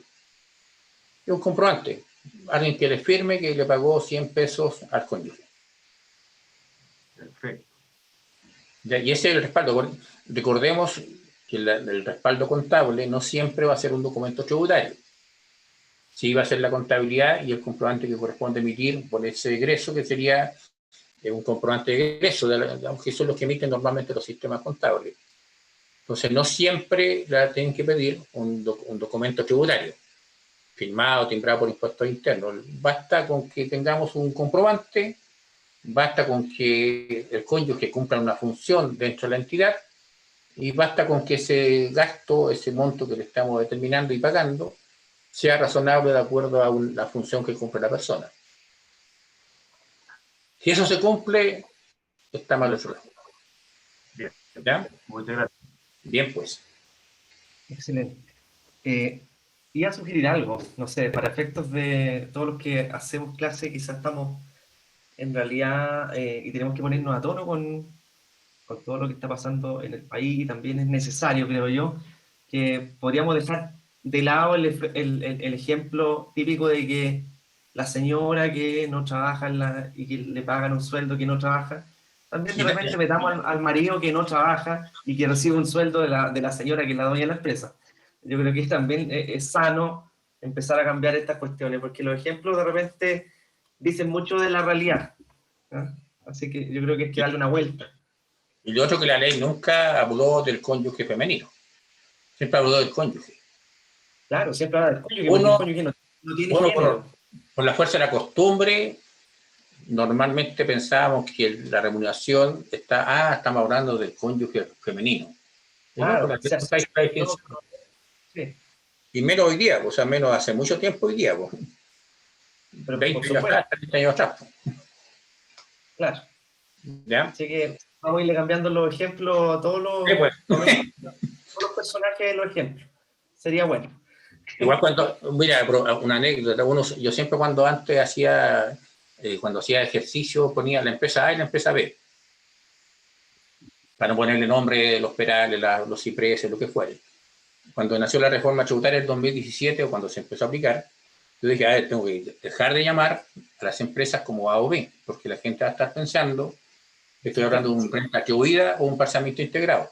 Entonces ahí les puse a ponerle nombre, la empresa Z y la empresa Y, porque yo creo que nunca va a llegar a tener tantos regímenes tributarios como letras tiene el alfabeto. Yo no apostaría.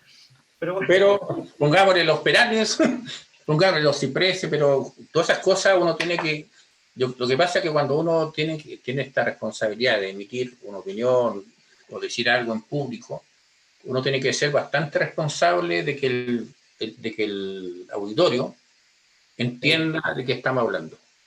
sí, claro. Sí.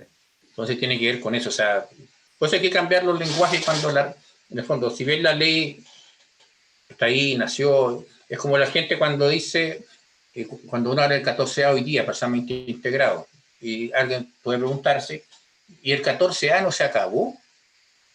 No, por lo que se acabó era el régimen tributario que está en la letra A del artículo 14 hasta el año pasado, pero la norma legal 14A hoy día contiene otro régimen tributario.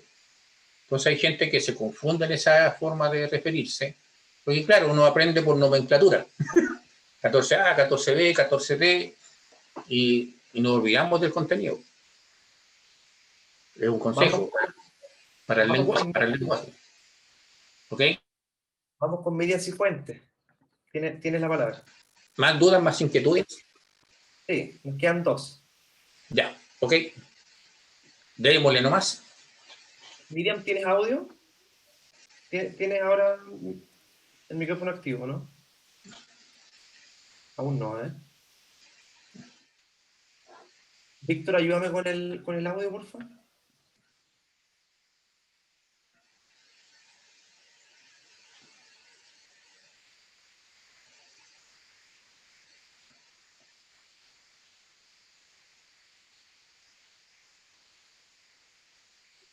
O Miriam nos estaba preguntando.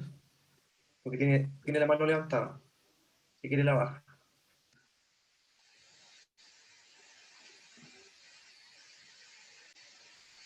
Hernán Abarza.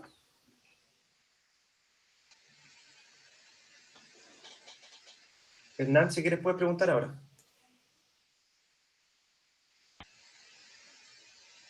¿Tienes audio?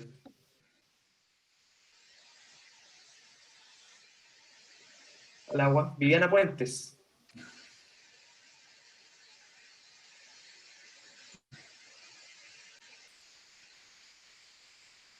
No se escucha Viviana. No sé si tiene activo tu micrófono.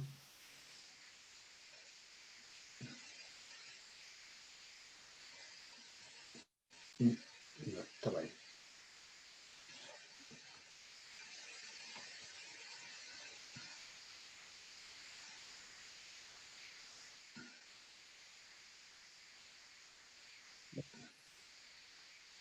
Nicolás Alvarado.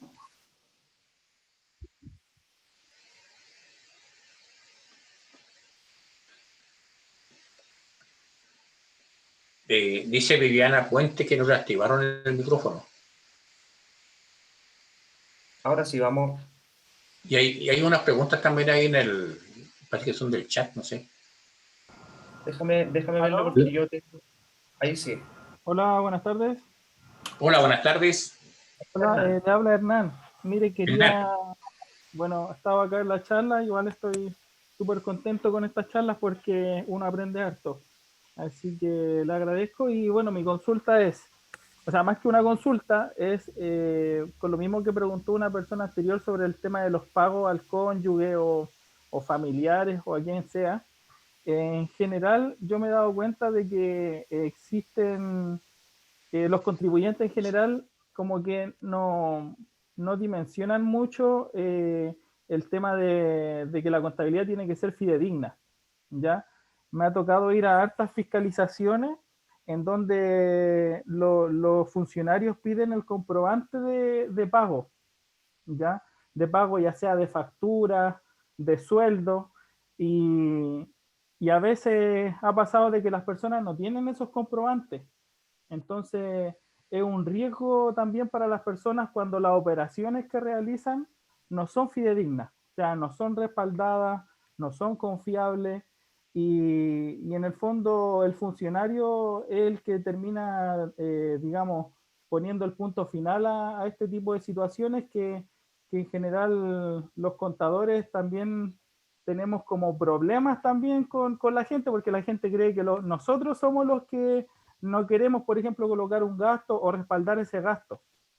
Ya entonces, yo creo que es bueno igual educar a los contribuyentes en esa parte y también a las personas que asesoran en el área contable y tributaria. Yo en general en todo este tiempo he tratado un poco de explicarle a las personas que no es un tema de que uno quiera o no quiera, sino que la ley lo explica de esa forma y nosotros tenemos que tratar de hacerla valer de la manera que también para ellos sea menos riesgosa. ¿Ya? Eso, y bueno, también, por ejemplo, el tema del comprobante de egreso que usted explicaba, que claro, el comprobante de egreso es un papelito, ¿cierto?, que uno imprime contablemente y que puede firmar la otra persona, pero también el funcionario de impuestos internos tiene ciertos parámetros para decirnos si es que efectivamente ese gasto es respaldado o no con ese voucher contable, digamos, que en el fondo lo que a mí me ha tocado escuchar estas veces ha sido de que cómo usted le va a pagar 2 millones de pesos en efectivo a esta persona. En general hoy en día es transferencia o cheque. Nadie anda con 2 millones de pesos para ir a pagar un sueldo. ¿Me entiende? Entonces, eso, o sea, si usted quizás a veces se podría un poco como educar a las personas en esa parte para que se entienda que hay topes también que son aceptados por impuestos internos y por las personas que nos fiscalizan siempre a los contadores. Yo soy contador auditor, llevo más o menos 8 años trabajando independiente y me ha tocado harto ese tema. Así que eso pues, y muchas gracias Bien. también por su... No, gracias a usted por la consulta. Bueno, lo primero que hay que tener, hay dos normas que uno tiene que tener presente. Una del artículo 100 del Código Tributario, que es el contribuyente o el cliente, ¿cierto? Es declara, ¿cierto? Bajo firma. Por eso cuando los balances los firman los contribuyentes, dice artículo 100, ¿cierto? Estos balances fueron confeccionados de acuerdo a la información que yo le entregué al contador. Ya más o menos dice eso. ¿Ya? Con eso uno le tendría que hacer presente a los clientes de que, mira, yo voy a hacerte el balance, pero la responsabilidad de entregarme la información, la documentación es tuya. Y eso lo establece el Código Tributario. ¿Ya? Claro. Podría pasar que le dijera, pero que yo he tenido contadores que nunca me han preguntado eso. Entonces usted, profesionalmente, tendría que decirle, bueno, pero que yo no quiero que el día de mañana ya el fiscalizador me diga, oye, hay diferencias de impuestos por este motivo, me diga, tú no me dijiste, sino que tú tienes que hacerle presente, es responsabilidad de él. Claro. Por otra parte, hay otra norma que también tenemos que tener presente, que el artículo 21 del Código Tributario nos dice que hay que probar la verdad de lo que uno dice con los medios y documentos legales que son obligatorios. En ninguna parte dice de que yo tengo que trabajar con cheques. Yo podría trabajar en efectivo. Pero si que fuera verdad que yo trabajo en efectivo, no hace cosa que de repente le encuentren una factura que diga pagado con cheque número tanto, cuenta corriente tanto. Claro. Y le pregunten de quién es la cuenta corriente, del contribuyente. Ah, entonces tiene cheque, tiene cuenta corriente. ¿Qué pasa ahí con la contabilidad? No es fidedigna. Pues claro. Estamos mostrando como movimiento caja, movimientos que son de cuentas corrientes. Entonces pero tiene que tener presente eso. A nadie le prohíben pagar 2 millones de pesos en efectivo. Claro. Pero si es que es verdad que le pagó 2 millones de pesos en efectivo y que no hay ninguna evidencia de que hay cuenta corriente bancaria, ya, que las facturas nos digan en ninguna parte que fue pagado con transferencia bancaria. O sea, si de verdad pagamos en efectivo, la verdad se puede probar. ¿Cuándo tenemos problemas para probar ciertas cosas? Cuando lo que estamos diciendo no es verdad. Claro, Dice, no, pagamos en efectivo, pero no es que hayamos pagado en efectivo, sino que, bueno, para rebajar un gasto, hago una contabilidad, no hice cheque, tenía caja de sobra, porque hay retiros que yo no declaré, tengo caja que nadie me va a creer, démosle salida mediante egresos que respalden gastos. claro, El egreso va a estar dicho caja, pero ¿cuál es el gasto? No sé, una remuneración del cónyuge, liquidación de sueldo. ¿Qué es un honorario? Boleto de honorario. O sea, en el fondo hay dos etapas de la justificación. Una parte es el documento que respalda la operación y la otra es la forma como fue aquí. Si nosotros somos consistentes en esa prueba, el fiscalizador no nos podría objetar nada. claro. Pero es verdad, o sea, en el fondo la responsabilidad de los profesionales, de todos, es llevar a los contribuyentes a tener un adecuado cumplimiento tributario. Ya el cumplimiento tributario no es solo pagar los impuestos, sino que también tener los respaldos suficientes. Y esa es una responsabilidad nuestra, de todos los profesionales. Sí, no, sí, por eso lo comentaba bueno, también me he dado cuenta que en el fondo el rubro contable está siendo cada día más difícil, pero también una oportunidad para las personas que realmente se dedican a asesorar a los contribuyentes de buena forma. O sea, que Sí, le claro. dedican Es que tiempo. lo que pasa es que ahí un contador, un auditor, un abogado, cualquier profesional, cualquier persona que preste servicio a otro, yo creo que lo que tenemos que acordarnos acá, que cuando alguien nos encarga un servicio, nosotros somos mandatarios de sus obligaciones tributarias. O sea, tenemos esa obligación. Por lo tanto, tenemos que hacerlo bien. Cualquier profesional, o sea, auditor, contador, abogado, lo que fuere. Somos mandatarios de nuestros mandantes, de nuestros usuarios de nuestro servicio, y como mandatarios estamos obligados a hacer un servicio adecuado. Claro. ¿Ok? Ya, pues, muchas gracias, No, porque estimado. gracias a ustedes. Bien, yo ahora tengo el micrófono abierto, no sé si puedo hacer la pregunta. Viviana, Adelante, Sí, Viviana. adelante, Viviana. cuénteme. Bueno, Gracias. Buenas tardes y felicitaciones por la presentación, muy claro, le estaba comentando con una colega que la había invitado y muy clara, muy claro todo. Muchas gracias. En cuanto y gracias Nelson también por la acotación de los ejemplos, muy en los tiempos. Y en relación al procedimiento de cálculo capital propio tributario simplificado, ¿hay algún punto específico, algo que se pueda mencionar ahora en relación a que se está haciendo esta charla respecto al capital propio versus la renta líquida? Porque el capital propio tributario simplificado está relacionado con el régimen ProPyme. De la pyme, sí, así es. De fondo, a ver, uno tiene que separar si esta empresa es una empresa que están haciendo este año o que viene con pasado. Ya, si viene con un pasado de haber sido un contribuyente 14A o 14B, o sea, con contabilidad completa, donde terminó un capital propio tributario, ese es el punto de partida del capital propio tributario simplificado de la pyme. Y lo que hace de ahí en adelante es agregar las rentas líquidas que determinamos, los dividendos que recibimos, los retiros que recibimos, los retiros que hicimos en favor de nuestros socios y los gastos rechazados no afectos. ¿Ya? Esa es la forma de calcular el capital propio tributario de una empresa pyme que está partiendo o que partió ya hace un tiempo atrás. ¿Ya? Las nuevas hacen la fórmula completa, por capital enterado, efectivamente, ¿cierto? Más la renta líquida, menos los gastos rechazados no afectos, menos los retiros, más las participaciones sociales percibidas, que más que mal eran, si nos acordamos de la lámina donde yo les mostré cómo se hacía el FUT, es eso. La única diferencia de esa forma del FUT y del simplificado es que no hay capital reajustes. Pero si usted está partiendo de alguien que viene del 14B a un PYME, ya tiene el punto de partida que es el capital propio tributario del año pasado. No es recorrer toda la historia tributaria del contribuyente, sumar todas las rentas líquidas, sino que partimos de ahí, ese es el punto de partida. Eso lo dice la circular esta que emitió el servicio hace poco de la PYME, del 14 de 3. Y si usted viene de otro régimen tributario, ese es el punto de partida. Perfecto.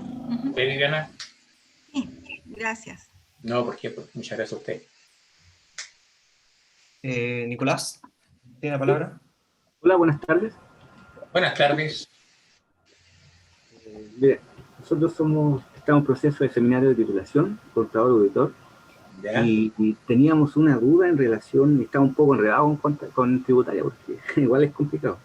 Teníamos una duda en cuanto a la implicancia de las pérdidas tributarias y cómo afectan en la determinación del capital propio tributario. Sería como la pregunta específicamente, como si nos podría orientar un poco. A ver, lo primero, cuando uno tiene 100 pesos de caja, ¿cierto? Tiene capital propio tributario positivo de 100. ¿Ya? ¿Ya? Supongamos que usted hace un gasto con un pasivo y hace un gasto de 200. ¿Cómo queda su capital propio tributario? Tenía un activo de 100 y tengo un pasivo por 200. ¿Cómo queda su resultado tributario? El resultado tributario quedarían cero, ¿cierto? No, pues si yo tengo un gasto por 200, tengo una pérdida por 200. Ya, o sea, si yo parto punto cero, tengo caja porque fue mi capital, 100 pesos. Tengo un activo contra un capital. ¿Cuánto es mi capital propio tributario ahí? Sería 100 pesos. 100 pesos. Incurro en un gasto que debo, que es un gasto deducible, de 200. ¿En qué queda mi capital propio tributario? Y queda en negativo menos 100 pesos. Menos 100 pesos. ¿En cuánto queda su resultado tributario?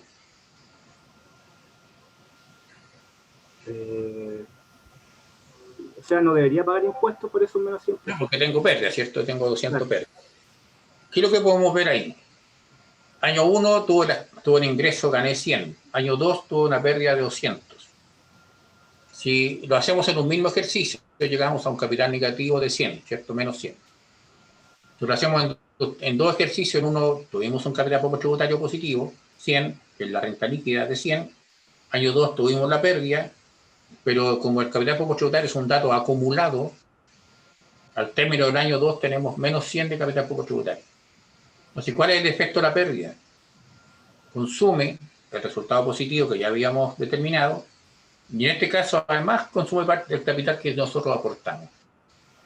Entonces, ¿cuál es el efecto de la pérdida en el capital propio tributario? Lo disminuye. ¿Ya? Ok. Lo disminuye. Entonces, las pérdidas tributarias consumen utilidades o consumen RAI, no por un tema de que la norma tributaria lo diga. Es así por un tema de los resultados integrados que vamos a determinar en el año 2. Lo que puede decir la norma tributaria es que si tenemos derecho a no recuperar el impuesto pagado por ese resultado positivo del año pasado. Hoy día sabemos, ¿cierto?, que ese tema se está terminando. O sea, se terminó el año 2017 y hoy día más se termina respecto a los dividendos percibidos. Pero se sigue produciendo el hecho que las pérdidas tributarias consumen capital propio tributario y consumen el RAI del año pasado, y que está mayor que ese RAI. Ese es el efecto que tiene una pérdida en el capital propio tributario. ¿Ya? Lo consume. ¿Ya? Ahora, si usted lo ve en el balance, va a tener una cuenta de activo por 200, que es la pérdida, ¿cierto? Que va a tener un resultado acumulado de 100, ¿cierto? Y va a calcular su capital propio tributario y le va a quedar en 100 negativo. ¿Ya? Y lo va a hacer porque tiene un activo de 100 y un pasivo de 200. Y es lo mismo que tiene a nivel de resultado acumulado. ¿Ya? Ok. Muchas gracias. No, porque Escriban, Nicolás, ¿en qué universidad está? Yo estamos en la PUCB. Ya, mándenos un correo a la comunidad y nosotros le ayudamos. Ya, pues, ok. Muchas gracias. Gracias. Ya, muchas gracias. Que estén bien. bien, no, porque pues. Nos queda solamente Miriam Cifuentes. ¿Está por ahí, Miriam? Bueno, esa sería la última pregunta.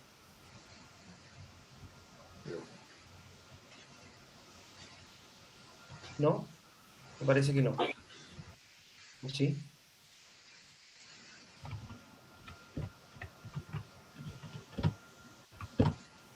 Tiene la mano arriba todavía Miriam, pero no sé si tiene el micrófono.